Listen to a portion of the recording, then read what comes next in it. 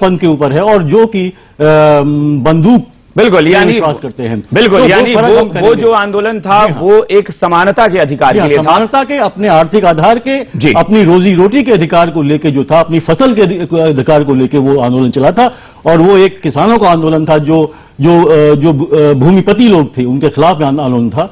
और वही अब लाल आतंक में तब्दील हो। वो लाल आतंक अगर हम उस तरह से न भी कहें तो, चूंकि देखिए ये कुछ यहां पे जो इतने साल में जो है ये फर्क आया है। और चूंकि ये जो माओवादी जो विचारधारा है वो एक चरमपंथी विचारधारा है और इनका पार्लियामेंट्री जो डेमोक्रेसी है उसमें कोई विश्वास नहीं होता है। चलिए हम एक बार इसलिए वो जो है यहाँ पे हिंसा पे ये लोग विश्वास करते हैं कि हिंसा के माध्यम से ही हम अपना जो है न्याय प्राप्त कर सकते हैं, अपना कानून चलाने की। आपको बताना चाहूंगा, ये जो घटना हुई है कल की, उसमें अगर आप देखेंगे तो जिस तरह से पूरे की पूरी चीजों का राजनीतिकरण हुआ है, राजनीतिक पार्टी को क्यों ये एक जो है कि विक्टिम बनाया गया है। आगे अगर हम चर्चा करें तो कहीं ना कहीं राजनीतिकरण हुआ है और राजनीतिक पार्टियों ने जिस तरह से इस्तेमाल किया है इस तरह के समूहों का, उसका भी ये एक अंजाम। अनिल सौमित्र जी हमारे साथ जुड़े हुए हैं।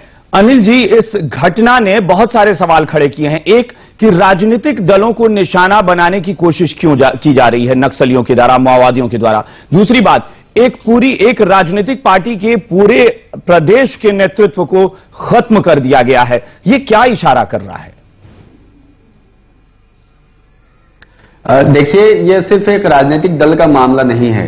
नक्सलियों ने पूरे पॉलिटिकल सिस्टम को, लोकतंत्र को और स्टेट को यह चुनौती दी है जी। और मेरा निवेदन बस इतना है कि इस बौद्धिक विमर्श में और बौद्धिक गोलमोल में पड़ने की जरूरत नहीं है और न तो नक्सलवाद के इतिहास में जाने की जरूरत है जी। अब कार्रवाई करने की जरूरत है और कार्रवाई कैसे हो, कैसे उनसे निपटा जाए, ये विचार करके और सीधा सीधा एक्शन लेने की जरूरत है। क्योंकि लेकिन अनिल जी, जब कार्रवाई की बात होती है तब यही राजनीतिक विचारधारा जो है वो दो हिस्सों में बंट जाती है।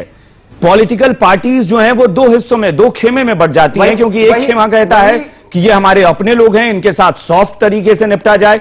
एक खेमा कहता है कि ये भी एक आतंक है, इससे हथियार के बल पे निपटा जाए। इसी का नाजायज फायदा ये जो आतंक, इसी का नाजायज फायदा ये जो आतंकवादी गिरोह है उसका फायदा उठा रही है, इसी का नाजायज फायदा। और कांग्रेस के भीतर ही इस मामले में मतभेद है। आप देखिए, कांग्रेस के वरिष्ठ नेता दिग्विजय सिंह कुछ और बोलते हैं जब ऐसे स्थितियां होती हैं, उनके पी चिदम्बरम साहब कुछ और बोलते हैं। जी। अब देखिए, कांग्रेस के भीतर ही इस बात को लेकर विरोध है और मेरा ये कहना है कि ये जो आतंकवादी गिरोह है, आतंकवादी दस्ता है, इसने बहुत ही रणनीतिक तरीके से बौद्धिक जगत में, राजनीतिक जगत में, प्रशासनिक क्षेत्र में अपना घुसपैठ बनाया है। और ये कोई छोटी मोटी बात नहीं है। आज कांग्रेस के लोगों को मारा, उन्होंने बीजेपी के लोगों को मारते हैं, वो दूसरी पार्टियों के लोगों को मारते हैं, वो कांग्रेस पार्टी के लोगों को भी मारते हैं। ये बात अनिल जी आपने 100% सही कही है। को खत्म करना चाहते हैं। बिल्कुल अनिल जी, ये बात आपने 100% सही कही है। मुझे लगता है यहां हमारे साथ जितने भी इस पैनल में लोग जुड़े हैं सब इस बात को मानेंगे, क्योंकि ये किसी एक प्रदेश का, ये एक किसी पॉलिटिकल पार्टी का मसला नहीं है, ये अब पूरे देश के लिए एक चिंता की बात हो गई है। हमारे रायपुर से संवाददाता अरविंद दुबे जुड़ गए हैं, उनसे भी बात करते हैं।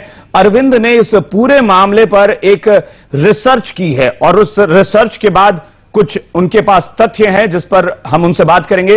अरविंद, आपने कुछ इसमें जानकारियां जुटाई हैं जिसमें आप शायद हमारे दर्शकों को, हमारे मेहमानों को यह बता सकें कि आखिर ये माओवादी जब हमला करते हैं उसके पहले क्या तैयारियां उनकी होती हैं, किस तरीके से पूरे घटनाक्रम को अंजाम देने की वो तैयारी करते हैं। बिल्कुल अभिषेक जी, मैं पूरी जानकारी दे दूंगा, लेकिन अनिल सौमित्र जी की एक बात का मैं जवाब यहां पर देना चाहूंगा। उन्होंने कहा इतिहास में जाने की जरूरत नहीं है, लेकिन वर्तमान की बात तो हम कर सकते हैं। कानू सान्याल की मैं बात करूंगा। कानू सान्याल जो कि इसके प्रणेता माने जाते रहे 67 के बाद से, जब वे निर्वासित जीवन जी रहे थे निलवाड़ी में असम के, तब उन्होंने अपने आखिरी इंटरव्यू में कहा था, जब उनसे पूछा गया था कि वे ऐसे अभियान में अब शामिल क्यों नहीं होते माओवादियों के, तब उन्होंने साफ तौर पर कहा था कि उन्होंने ऐसा सपना नहीं देखा था और ना ही ऐसे समाज की कल्पना की थी, ना ही ऐसे माओवाद की कल्पना की थी। तो ये कानू सान्याल का आखिरी इंटरव्यू के आखिरी पंक्तियां थी। अब मैं आपको बता दूं कि किस तरह से माओवादियों तैयारी करते हैं किसी हमले की और किस तरह से ये पूरी वारदात को अंजाम देते हैं। महीनों की प्रैक्टिस, महीनों की तैयारियों के बाद इनकी कोर कमेटी कोई एक निर्णय लेती है कि किस तरह का आक्रमण किस राज्य में किसको टारगेट करके और किस तरह से करना है। ये कोर कमेटी का निर्णय होता है। सबसे ऊपर जो टॉप लेवल का जो मैनेजमेंट होता है वो ये निर्णय